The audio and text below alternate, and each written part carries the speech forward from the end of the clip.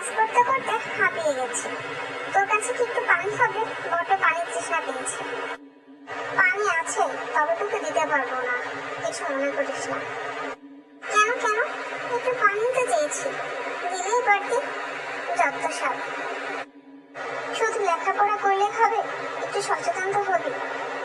একজনের থেকে অন্যজন পানি চেয়ে খেতে নেই, কারণ আমার শরীরে কি রোগ আছে সেটা তো তুই জানিস না।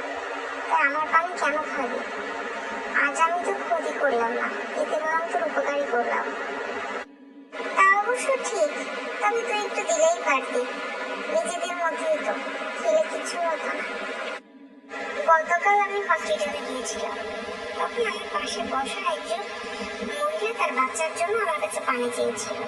আমি সেখানেও দিইনি, কারণ নিজের অজান্তেই হয়তো নিজের কোনো রোগ ওই বাচ্চাটার মধ্যে ছড়িয়ে দিব। তুই শুধু না, কাউকেই আমি পানি দিই না, এবং আমি বলবো তোকেও, তুইও কাউকে পানি দিবি না। যার পানি সেই ক্যারি করবে, তাতে করে সে এবং তার পরিবার সবাই সুস্থ থাকবে। আমি খুব সরি, আমি এরপর থেকে নিজের পানি নিজেই ক্যারি করব। আর বাসায় সবাইকে বলবো বাইরে গেলে যেন নিজের জন্য পানি নিয়ে যায়।